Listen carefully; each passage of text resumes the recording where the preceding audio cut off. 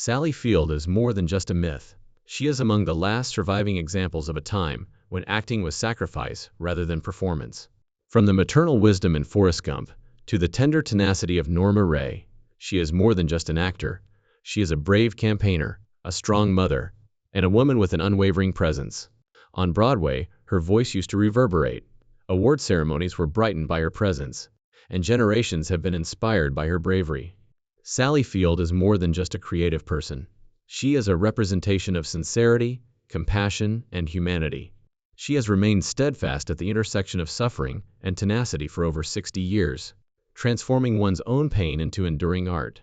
A representation of tenacity, of a lady forged in the furnace, of unwavering dignity. To illustrate how terrible the storm at age 78 has become, let's take a look at a life full of victories, setbacks, and storms. Remember to hit like before we start as a way to honor this incredible talent. The most eerie moments of Sally Field's life took place in the still, airless nooks of a Pasadena home, where silence wasn't tranquility, but rather a language of neglect, rather than under the lights of a Hollywood set. Sally was born on November 6, 1946, into a world that was divided between glitz and emotional detachment. Her mother, Margaret Field, was a busy and attractive actress who worked for Paramount Pictures. Richard Dryden Field, her father, was a decorated World War II veteran who was strict and frequently absent. The only foundation Sally had ever known was shattered when her parents split in 1950, when she was just 4 years old. Instead of rebuilding, what came next was molding into something more delicate and silent. Jock Mahoney, a dynamic stuntman whose appeal deterred onlookers, but hid a far more terrible reality behind closed doors, was her mother's new husband shortly after. By the time Sally was 13, she was unable to express how the trust a child should have in her caregivers had been betrayed.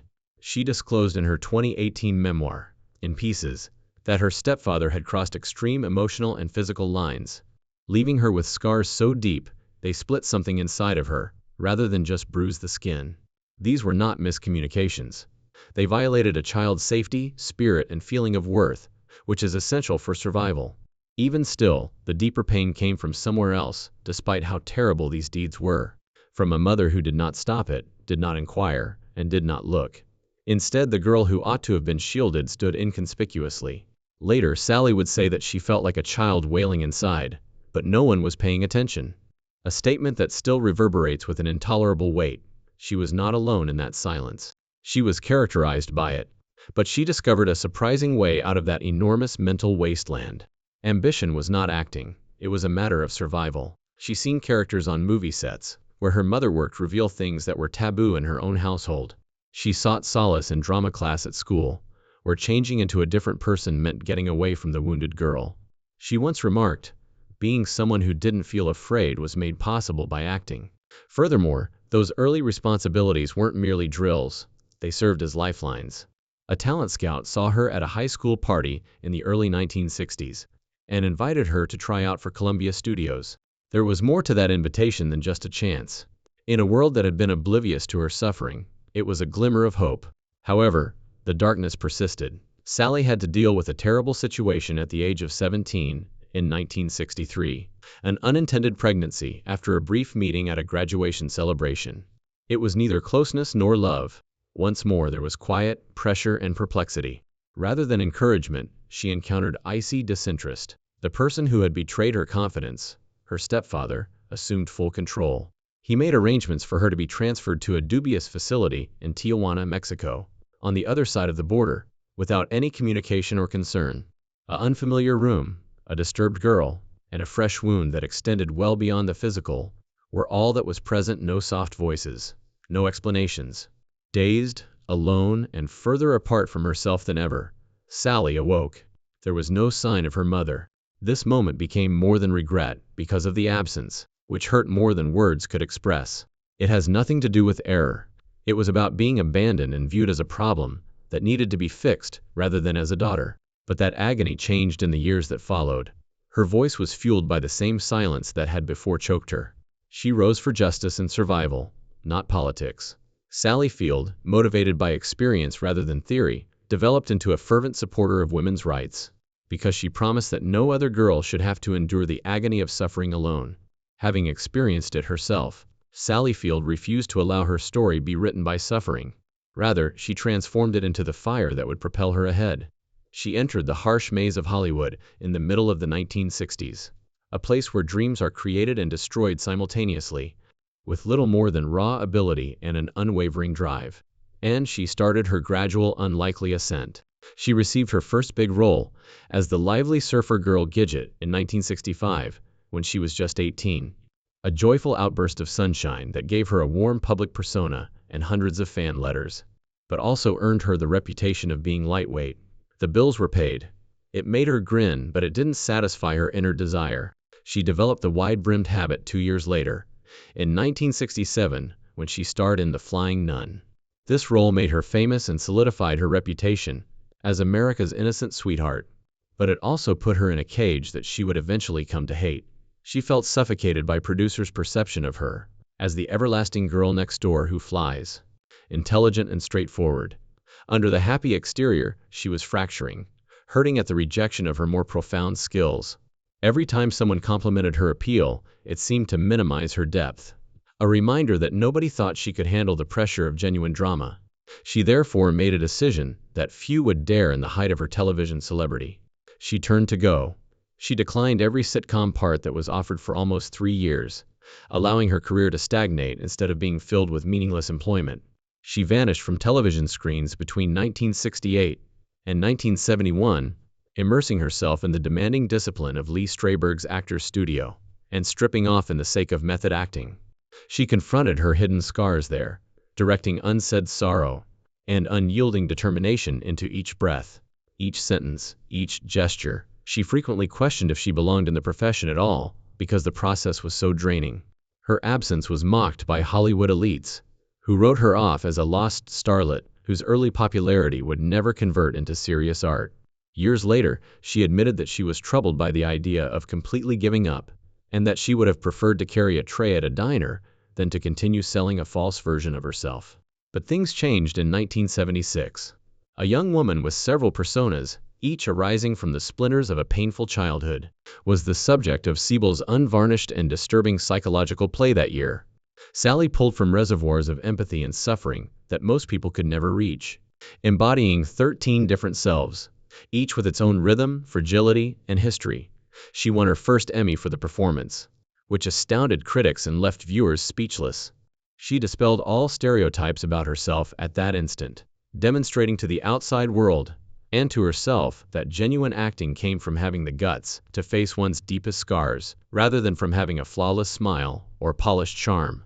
Sally Field's journey to the top of Hollywood wasn't a smooth, glamorous one. Resilience developed in the furnace of rejection prepared the way. Unadulterated talent honed by introspection, and an unwavering will to live.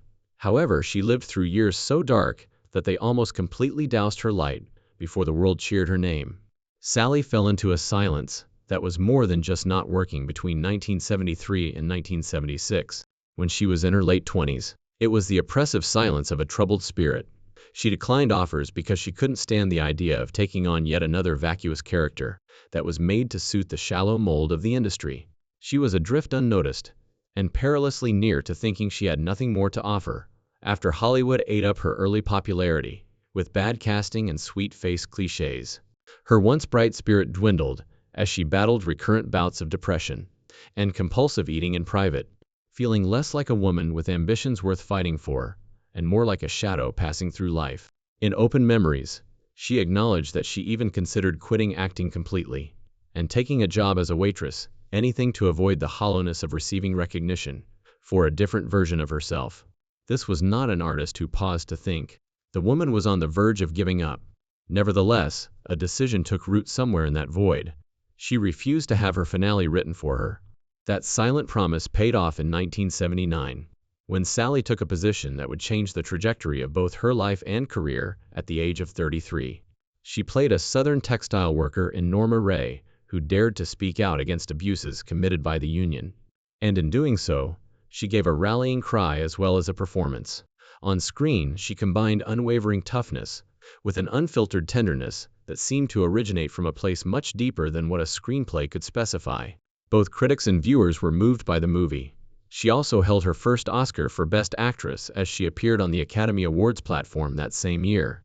After 10 years of silent struggles for real recognition, it was affirmation that had been earned. However, the burden of the journey persisted even after victory. She endured years of undervaluation and had to overcome the industry's skepticism that the girl next door could handle the seriousness of major drama. The fact that she had finally revealed to the world what she already knew, rather than just the gold statue she was holding, was what made her win genuinely historic. The spirit might be shaken by that genuine acting that comes from genuine scars. The momentum persisted. She ascended again only 5 years later, in 1984 when she was 38 years old. This time, during the Great Depression, she was a widowed mother fighting to maintain her farm. The position required not only skill but also an unfakeable emotional fortitude. In order to pay tribute to the role, Sally spent weeks immersed in rural life, adjusting to the customs, struggles, and physical weariness of the world her character lived in. Her impromptu, sincere statement, "You like me. Right now, you like me," during her acceptance of her second Best Actress Oscar became a cultural icon, a condensed representation of years of struggle to be noticed and heard. In the years that followed, her adaptability only increased. She provided humor and layers of humanity to the powerful but loving ex-wife in Mrs. Doubtfire 1993 broke hearts, as the silently weeping mother in Steel Magnolias 1989, and offered one of her most heartfelt performances, as Forrest's loving mother in the classic Forrest Gump 1994. However, each achievement had an unseen burden. She repeatedly had to fight back against a male-dominated Hollywood that was unwilling to provide women in advanced positions over a certain age. She reminded viewers that strength does not necessarily shout, by giving her characters love, depth, and quiet defiance in every conflict. Sally again surpassed expectations in 2012, when she played Mary Todd Lincoln in Steven Spielberg's Lincoln. She was 66 at the time. She put on weight, immersed herself in historical research, and delved into the heart of a woman who was both admired and misinterpreted in order to play the part. As a result, she received another Oscar nomination and one of her most praised performances. However, beneath the praise was the emotional and physical toll it took as she struggled with her own uncertainties and bore the weight of historical veracity. But despite that burden, Sally Field once again shown that art built in truth is timeless. Before a woman concludes that loneliness is safer than hope, how many heartbreaks can she really withstand? For Sally Field, love was never the fanciful, idealistic concept that was marketed in tabloids and screenplays. Longing, treachery, and the lingering anguish of unfulfilled promises were all part of this testing ground. Her intimate journey took her through 2 marriages and one of the most emotionally charged romances in Hollywood. However, the arc seemed more like a protracted survival test than a romantic voyage. Amidst the glitter of Oscar nights and the affection of devoted admirers, a woman repeatedly reached out for a love that could shield her without causing her any harm. Nevertheless, she often had to put the pieces of what she had once thought would save her together. Each conclusion, according to those closest to her, left her a little stronger, but also a little more wary. Though protected by wounds she never planned to wear, her heart remains open. At first, her first marriage to Stephen Craig, her high school love, appeared to be the stable harbor she had always imagined. It was 1968. At just 22, Sally had just emerged from the dazzling pandemonium of early success, her soul full of possibilities and her face glowing with freshness. She yearned for a home apart from the tumultuous tides of public adoration, scripts, and studio upheaval. A life rooted in peaceful normalcy, a place where she could finally breathe, was what they both imagined. The 2 sons they had in the following years, Eli in 1972 and Peter in 1969, brought her such intense joy that they became her truest compass. As an antidote to the darker aspects of her background, their laughter reverberated throughout the halls like sunlight she could contain. However, happiness alone was unable to heal the quiet rifts between husband and wife. Craig was drawn in one direction by his goals, while Sally was drawn in another by the relentless demands of Hollywood and her restless nights as a mother. The emotional detachment was gradual. The tide was silent, rising undetected until the cold, deep waters were between them. Decades later, Sally would acknowledge that she frequently felt completely invisible, even in the center of family life. What should have been a safe haven for her turned into a mirror, reflecting her loneliness, her dreams dissolving into a daily rhythm that fed everyone's needs but her own. Their divorce, which was finalized in 1975, was characterized by private grief rather than public scandal.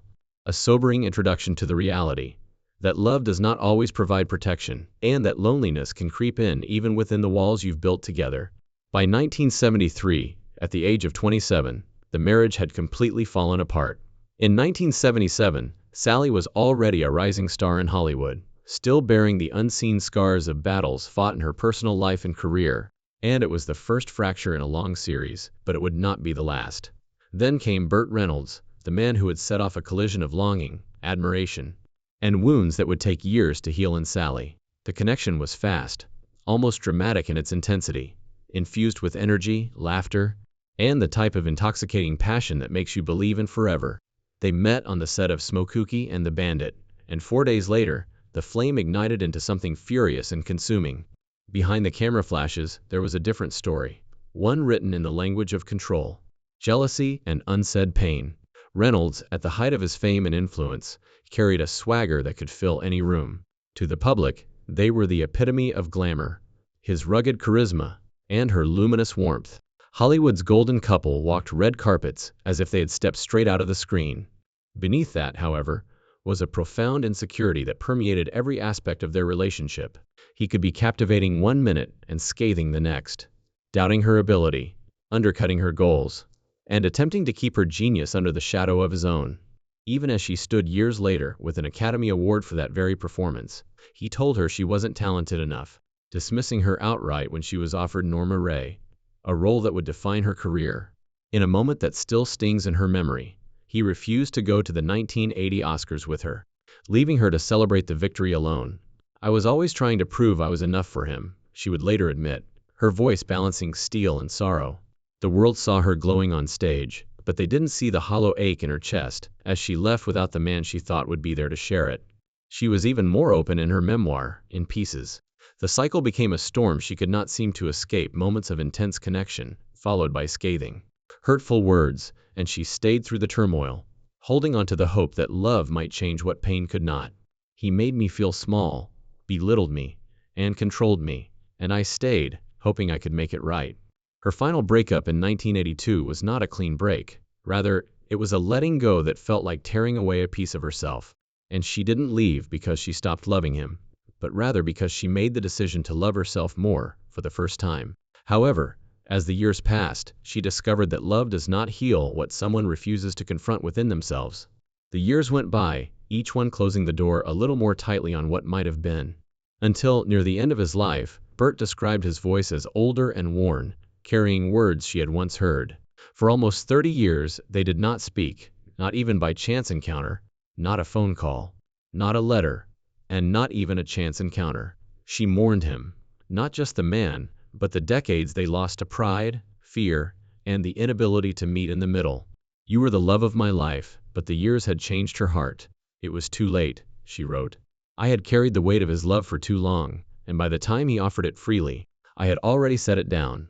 In 1984, at the age of 38, Sally Field took another risk by marrying producer Alan G. Mann, whose steady manner and respect for her craft seemed to promise the kind of calm she had long been searching for. Sally's story lands like a quiet thunder for every woman who has been told too little, too late, reminding us that timing can be the cruelest part of love, and that sometimes survival means walking away from the very thing you once thought you couldn't live without. 3 years later, in 1987, they welcomed her third son, Sam, who was a moment of pure joy and another anchor in the shifting tides of her life.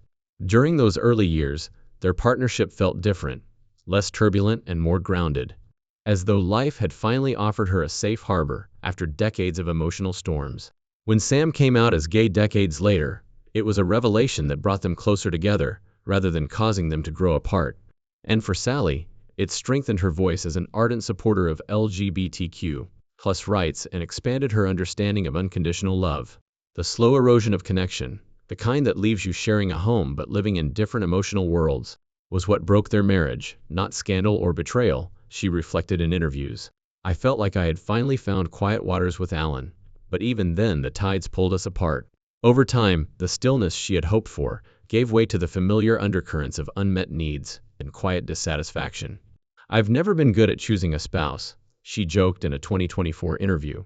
But by 1994, at the age of 48, I started to see the signs that I had once ignored in my youth. This time, she understood the difference between walking away in defeat and walking away in self-preservation. And she chose the latter. Sally Field never stopped believing in love. She just stopped losing herself in it. Her humor was a soft mask over the silent pain of remembering.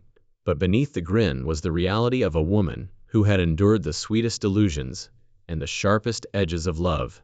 There is no script to follow, no man to please, no silent concessions to make, just Sally. Whole, weathered, and wise. Her romantic journey was never tragic. Today, in her late 70s, she lives a full life in ways that no romance ever made it. Her home is a haven of laughter, surrounded by her 3 sons and 5 grandchildren. She spends mornings caring for her garden, afternoons writing, and evenings watching old movies in the soft glow of lamplight. In the end, the most radical love she ever found was probably the one she claimed for herself, the kind that says, "I am enough," without apology. It was a long, winding transformation, with each heartbreak helping her to better understand her value, and each farewell teaching her that love should never come at the expense of one's soul. But after the shrapnel of heartbreak, the silent breakdown of marriages, and the long, cold exile from the promise of love, life dealt her one last, unexpected blow just when she thought the storm had finally passed. By the fall of 1988, at the age of 42, Sally Field believed she understood the shape of danger. Nothing in her long list of survival skills prepared her for the sharp, unblinking terror of October 29, 1988. It started like any other journey, routine, harmless, and threaded with routine. She boarded a private jet owned by television icon M.V. Griffin. It had stalked her in the shadows of childhood, infiltrated the flimsy walls of her first home, and wrapped itself in the smooth voices of men who promised devotion but delivered doubt. Aspen's air was crisp with the scent of snow, and the mountains stood motionless and solemn as the engines roared awake. She fastened her belt, thinking idly about dinner plans in the coming week, but then the world tilted in an instant, and seconds into the climb, the engines faltered, a sickening hesitation, like a heart skipping the wrong beat. There were 3 members of her family nearby. The aircraft lurched downward, a metal giant, suddenly helpless, and slammed into a parked jet, with a force that felt like the earth itself was trying to swallow them. The noise was inhuman, shrieking steel, splintering glass, the collective gasp of people certain they had reached the end, smoking thickly into the cabin. Gravity grabbed them before her mind could name the danger. In that blur, she heard a voice rip through the panic, high, raw, unrecognizable, until she realized it was her own. Her chest locked against the restraint, her pulse a wild drum beat in her ears, and time split apart as loose objects turned into weapons in the chaos, clattering and striking with blind violence. 1 second extended into an endless hallway, and she recalls the burning acridness of the fuel in her throat, the oppressive heat against her skin, and the frantic search for her family's voices in the smoke, followed by silence, a weird, oppressive silence that makes you question whether you've already passed the point of no return. Despite all odds, the 4 of them left with only minor physical injuries. However, not all injuries bleed. In the weeks and months that followed, the crash came back to her in brutal flashbacks. She could not stop replaying it, seeing the exact tilt of the wing before the fall, and hearing the last ragged sigh of the failing engine. In private, the experience rearranged her, scraping her hollow in some places, and filling her with something steadier in others. In public, she brushed it aside, refusing to let survival become a spectacle or a badge. But in private, she felt her own hands shaking so badly that she almost couldn't get herself off the seatbelt. "This is it," I thought. She would later quietly admit, "This is how my story ends." However, it hadn't ended, and that became the pivot point around which the rest of her life revolved. Surviving what felt like the last chapter made every subsequent page feel sacred. The never-ending quest for Hollywood's approval, the pain of a failed love, and the career doubts that once plagued her all paled in comparison to the gift of a single life saved. Friends saw it before she did. She leaned into the life that counted most: slow breakfasts with her 3 sons, afternoons in her garden, and evenings spent watching old movies without analyzing her own face on screen. Her voice was lower but stronger, her gaze was deeper, and her patience for the little things was unwavering. The crash left no visible scars, but it carved an indelible truth into her. Life hangs by the thinnest thread, and every breath after survival is both a burden and a blessing. For a woman who had suffered the betrayals of childhood, the slow poison of toxic love, and the quiet cruelty of being underestimated, this was just another trial. There was no stage she feared leaving, no man's approval to seek, and no urgency to climb the next rung.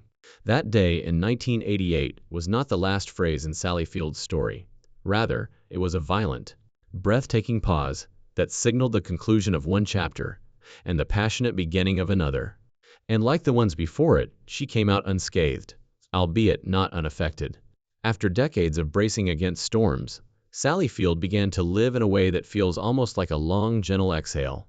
Now in her late 70s, with a lifetime of triumphs and scars behind her, she has stepped away from Hollywood's unrelenting glare into the steady quiet of Pacific Palisades.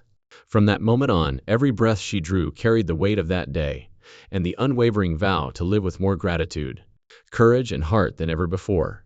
It is not a mansion built to impress, but a sanctuary, with every corner bearing traces of her journey, every photograph and worn book bearing the weight of memory. Her 2,800-square-foot home, nestled high in the Castelmar Hills, opens to the vast horizon of the Pacific Ocean, where each sunset spills gold and rose into the water, as if the sky itself honors the battles she has fought. Despite having an estimated net worth of $50 million, Sally prefers simplicity over luxury, and her car, a Lexus RX 450 hybrid SUV, is a testament to her quiet values: dependability, restraint, and concern for the environment. Her daily routine reflects that same deliberate modesty. Here, she finally holds the peace she once feared would always slip through her fingers. She maintains a mostly plant-based diet, practices yoga to keep her joints flexible, and keeps her mind focused on the here and now. She has frequently stated that aging gracefully means facing time with acceptance, strength, and open hands rather than erasing it. At one point, she struggled with the mirror, certain that she would never be able to meet Hollywood's strict standards of beauty. "I have come to terms with my past. Now the mirror reflects someone freer, with a smile that carries decades of hard-won self-respect," she says. "Now I just love my grandkids." Her days revolve on the family she created through years of both happiness and heartache. The roar of applause is now only a distant echo, and the laughter of her grandchildren fills the spaces trophies once occupied. She is a grandmother 5 times over, frequently seen in unguarded moments, kneeling in the garden with tiny hands planting flowers beside her, laughing over board games in the living room, or reading bedtime stories with the same tenderness she once brought to the screen. In 2012, she accepted the Human Rights Campaign's Ally for Equality Award, her voice steady and determined as she spoke of the courage to live authentically. Her 3 sons, Peter, Eli, and Sam, continue to be her greatest pride. And when Sam, her youngest, came out as gay, it fueled her passion for advocacy and deepened her understanding of unconditional love.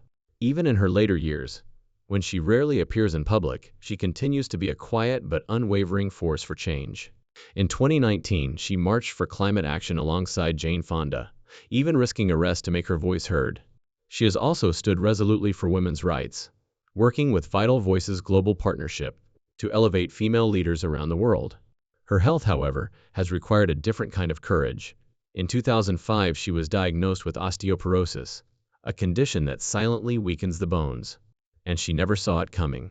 The news was a shock, not only because it threatened her mobility, but also because it was an unmistakable reminder that time had left its mark. Her words on reproductive rights carry the gravity of lived experience and a deep personal history. Determined to prevent others from being caught off guard like she was, she started the Rally with Sally campaign to raise awareness of bone health and early screening. Although some questioned the campaign's corporate partnerships, her goal remained unwavering: to raise awareness of a condition that too often goes unnoticed until it is too late. For her, wellness is not perfection but presence, and she continues to adjust her daily life with mindfulness, choosing walks that strengthen rather than strain, doing gentle yoga poses at sunrise, and avoiding foods that no longer serve her well. She has described mornings when stiffness greets her before sunlight does, but she faces those moments with patience rather than defeat. The crayon drawings taped to her refrigerator door have long outshone the golden statues on her shelf, and she only enters the spotlight when it is absolutely necessary to advocate, share her story, and remind people that living fully is not the same as surviving. In 2018, she published her incredibly honest memoir, In Pieces, which she described as a gift to the young girl. She once was one who was scared, silenced, and in search of love. She has endured abandonment, the pain of broken marriages, the scrutiny of fame, the silent battle against self-doubt, and the humble realities of an aging body. Now in her twilight years, Sally spends her evenings on the deck, watching the Pacific waves roll in, sometimes with a cup of tea, sometimes with a grandchild tucked under her arm. She knows that little girl would be proud of the woman she has become. Sally Field's story is not just one of fame. Her inner light is brighter than ever, a beacon of gratitude, perseverance, and the rare peace that comes from finally and fiercely loving the life you've made. She wakes up every morning to the sound of laughter, the ocean breeze, and the steady heartbeat of a life she has built on her own terms. From the long echoing corridors of a shadowed childhood to the unrelenting glare of Hollywood's spotlight, Sally Field walked a road lined with trials that might have broken others, but she did more than simply endure. It is a story of survival, of scars carried with grace, and of a spirit that refused to be extinguished. Her legacy is measured not only by 2 Academy Awards and the decades of thunderous applause that once filled theaters, but also by the lives she touched by daring to be raw, unvarnished, and unafraid to tell the truth. She taught us that even those who appear to have it all may be carrying burdens no one else can see, that beauty is found in authenticity rather than perfection, and that strength can wear the gentlest face. To many, she became more than just an actress. She became a voice for the silenced, a protector of the weak, and a steadfast mother figure to generations who saw in her their own struggles, their own dreams. She didn't win Hollywood by playing by the rules. Instead, she completely changed the landscape, creating a place where truth could triumph over fiction. As she entered the quieter, more contemplative chapters of her journey, her light no longer burns for stages or cameras, but for the people whose lives she has illuminated simply by living hers out loud. In doing so, she provided a lifeline to anyone who has ever felt invisible, unheard, or unworthy. Behind every standing ovation in her career were truths she once had to bury, truths that now surface with the wisdom of time. If her story has touched a tender spot in you, if it has evoked a memory, provided solace, or reminded you of your own strength, please share it. Tell us in the comments which aspect of Sally Field's journey most resonated with you. She is more than just a legend, and there is still so much worth remembering. So subscribe and remain with us if you want to continue hearing stories that are important, stories that contain both the suffering and the triumph of the human spirit.